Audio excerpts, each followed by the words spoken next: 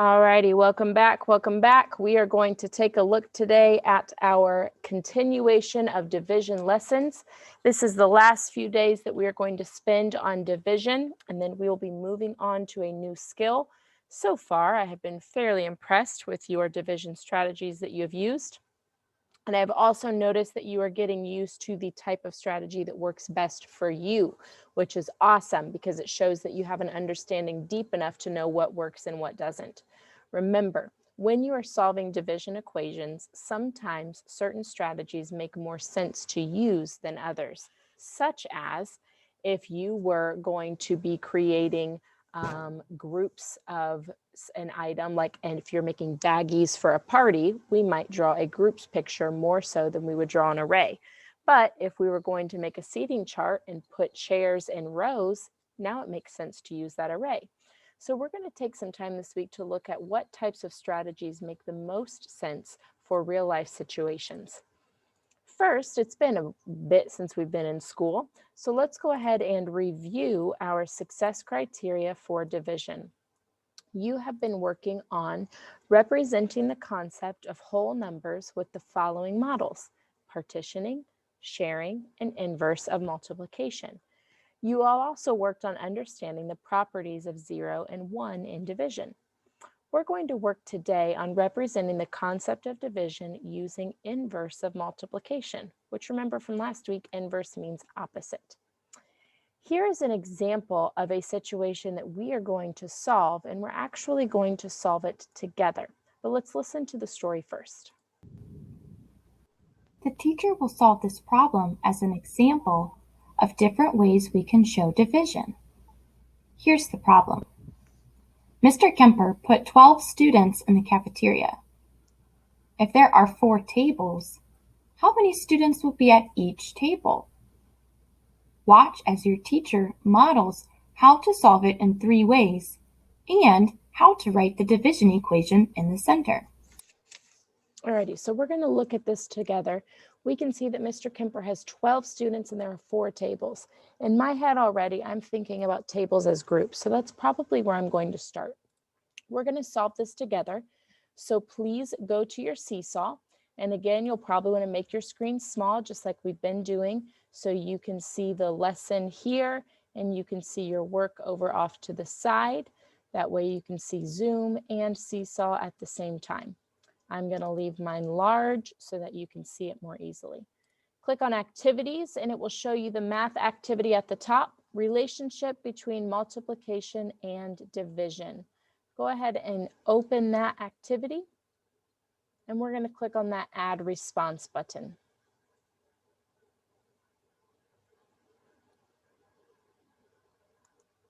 Okay.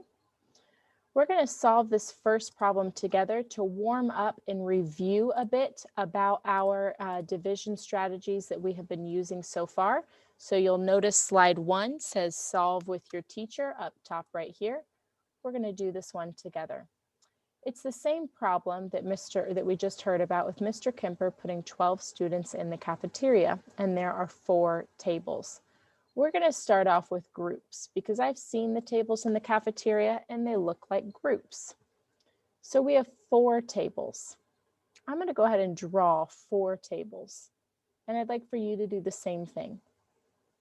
1 table, 2 tables,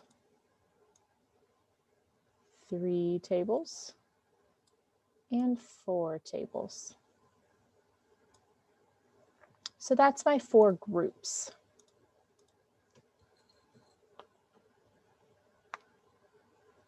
I need to get up to 12 students. So I'm going to put 1 student at each table until I get to 12. I used a larger dot to kind of look like the head of a student. So there's 1 student. Here's another student. And I'm going to keep doing that until I get to 12. So that's 1, 2, 3, 4. I've got 1 at each table. Now I've got to go back to the beginning. 5, 6, 7, 8. I've got 2 at each table. Now I've got to go back to the beginning. 9, 10, 11, 12. Hey, 12 students. So I have placed my 12 students at the 4 tables. And I've noticed that there are 3 students at each table. So I will use my label to answer the question. 3 students at each table.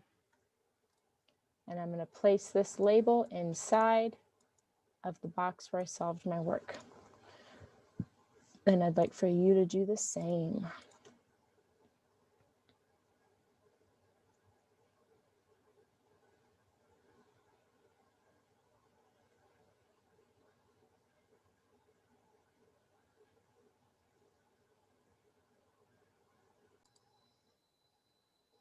Alrighty, I'm also going to look at the other 3 strategies as a review. So we've done our groups. Now I'm going to think about arrays because I can kind of see tables in the cafeteria as an array, as rows and columns. So I noticed that there are 4 tables. I'm going to go ahead and draw my 4 tables. 1 table, 2 tables, 3 tables, 4 tables. Got my 4 tables.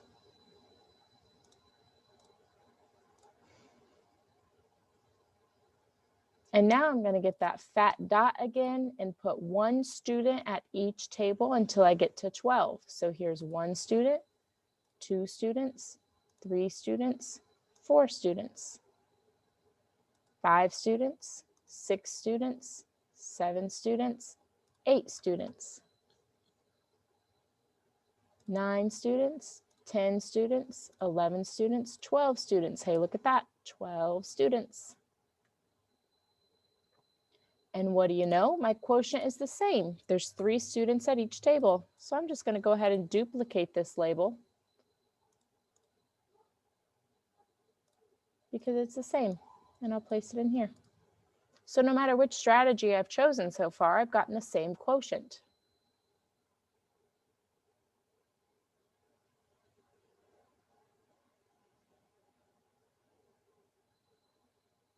That leaves us with one more strategy, and that strategy is repeated subtraction. I want to make sure I'm clear that I am writing, so you should be writing. On Seesaw, you are doing this right now. I've said it a couple times, but I'm continuing to see students that don't look like they're actively working on their computers. You are supposed to be doing this with me. Alrighty, now we've got to do our repeated subtraction. So we know that we've started out with 12 students and we have 4 tables. So if I put 4 kids at each, 4 kids at a table, so 1, 2, 3, 4, that leaves me with 8 kids left. Now I'm going to take those 8 kids and I'm going to take 4 more, go to the first table, go to the second table, go to the third table, go to the fourth table. That's going to leave me with 4 kids. Then I'm going to take those 4 kids and I'm going to say, you go to the first table, you go to the second table, you go to the third table, you go to the fourth table. And that's going to leave me with 0 kids. And as we can see, we subtracted 4.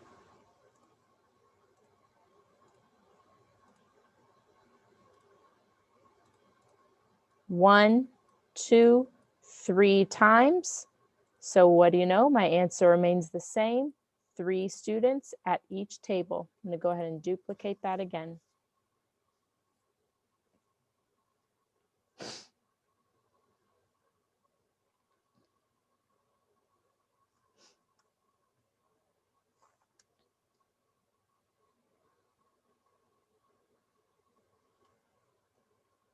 Okay, so these are our 3 strategies that we've learned so far. You were also asked to write the equation. So I'm going to go ahead and put the equation in here too. My equation is going to take the information that we use from the story problem and type them using math symbols. We started with 12 kids. We divided them And I don't have a division symbol, so I'm going to go here to my shapes and scroll down and insert it. We divided those kids. I might have to put my division symbol last. 12 kids divided by 4 tables equals 3 kids per table. Now that I've got my word problem, I can put my division symbol there. So 12 kids divided by 4 tables puts 3 kids at each table. And again, I'm writing, so you should be writing.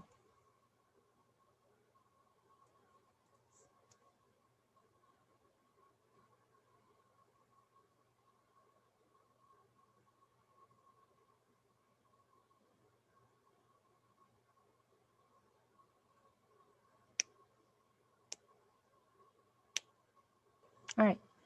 This is how you are going to solve a word problem by showing the 3 different strategies that we have learned so far. Independently today, you will complete slide 2. This is a different word problem, and you are asked to show the way to solve it in 3 different ways, just like we did here together. So slide 2 is going to be independent. We're going to look at some information for video on slide 3. So go ahead and relax. You can make my screen large. We're going to look at a quick YouTube video on how Monster Math presents division and multiplication are related. Psst.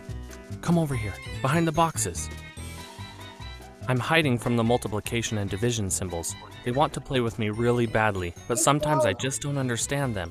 They want to play tag with me, but let's face it, division can be really rough, and I am not joking. Maybe you guys can help me learn more about the relationship between multiplication and division. Will you help me? Thanks. Wait, did you hear that? Are they nearby? Uh-oh. Ow. Tag, girl. Ugh. Multiplication and division are not as hard as they look. Multiplication is like repeated addition, division is like repeated subtraction. Here we have 2 math problems that are already completed. 3 times 4 equals 12. And 12 divided by 3 equals 4. In division, we are sharing something equally. Division is just the opposite of multiplication. We call that the inverse. Now let's look at the relationship between these 2 problems. In the problem 3 times 4, there are 3 groups. And within each group, we have 4 dots representing the 4 that are in each group. There are 12 dots total, which is our answer. In the division problem, you will notice that the 12 is at the beginning. In a division problem, you start with the total number of dots. The problem is telling us that we will take 12 dots and divide them equally among 3 groups. We will put a dot in each group until all dots are gone. Can you tell me how many dots are in each group? There are 4 dots in each group, just like the answer. Awesome! In both the multiplication and division problems, the smaller numbers tell us how many groups we have and how many items go in each group. The biggest number in each problem is the total amount of items, or dots in our case. Here are 2 more problems, but they don't give us the answer. Let's start with the division problem and see if using multiplication can help us. 15 divided by 3 equals blank. 15 is the large number or total of dots. We are dividing the 15 dots equally among 3 groups. We start by using our 3 groups and share the dots equally. To do this, we will put 1 dot in each group until they are gone. How many dots are in each group? The answer is 5. Great job! So 15 divided by 3 is 5. If we pay attention, we can see that 5 multiplied by 3 in the problem gives us 15. Wait a minute. We just answered the multiplication problem on the left. 5 times 3 equals 15. It's really important to remember that in division you are finding what two numbers multiplied together equal the largest number. The two smaller numbers in this division problem multiplied together gives us the largest number, which is 15. This is amazing stuff, and now it is time to go play some tag. This time I am going to be ready now that I understand a little bit more of division and multiplication. See you next time. Goodbye. All right. So that was a quick review because now we're going to look at those fact families just like we did last week.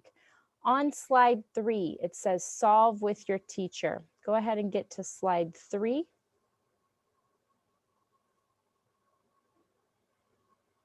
We're going to listen to this short directional video from Ms. Renoulet.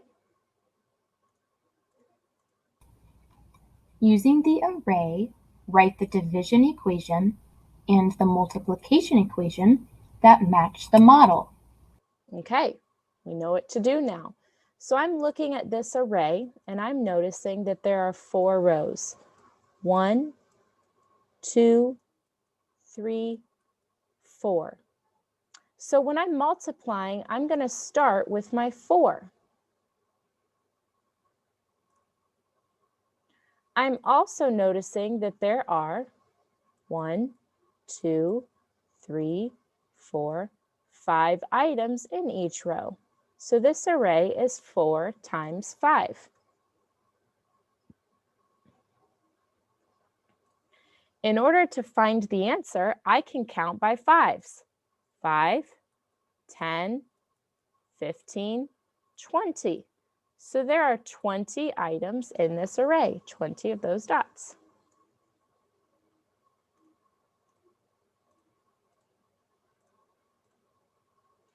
This helps me get the division done quicker. So even though the division equation came first, I know that multiplying is going to help me get there more quickly. So I'm going to start out with my 20, because in division, we take the whole group and we break it down into smaller components. Now I can just choose 20 divided by 4 rows equals 5 in each row. And again, the numbers that I use in my multiplication equation will show up in the numbers that I use in my division equation. 11. Oh, it was about this problem. Remember, we always have to remember about the inverse. That's right. They're going to be the opposite, so we can also see these in the opposite order. Great use of math vocabulary with the word inverse. Awesome. Okay. Number 4, you are going to solve independently today. Okay. Let's look at slide number 5. Slide number 5 says solve with your teacher. Let's take a look at a short review video so we know what to do. On the next 4 slides, you will solve the multiplication problem to help you fill in the missing dividend for the division problem. Use your knowledge of fact families to help you. All right, so we're going to find out the answer, the product to the multiplication, to create the dividend in the division equation. I see this is 7 times 5. I could use my 7 song, or I could use my skip counting by 5s. I'm in a sing-songy mood, so I'm going to go with 7s. 7, 14, 21, 28, 35. Hey, 35 is my answer. If I would have counted by 5s 7 times, I would have gotten the same thing. 5, 10, 15, 20, 25, 30, 35. Same answer either way we go. Oscar's jamming to that song. And then we just move this up here because we have our 5. Look, there's our 5s. We have our 7s. There they are. We're just missing our 35. So this becomes 35 divided by 5 equals 7. Now I have every single number in my equations. Oops, I didn't mean to do that. There we go. We have all of the numbers that we need inside of our equation. Okay, questions over this? Pretty simple. You guys rocked this on Monday and Tuesday of last week, so I think we're good to go. You will do the same thing on slide 6, 7, and 8. And then on slide 9, we're asking you to create your own fact family. So you can create a multiplication equation and the corresponding or inverse division equation. This is your assigned work for the day. Okay, so we're just reviewing our division skills, remembering how to show multiplication and division with an array, and then showing me the inverse or the fact families of multiplication and division.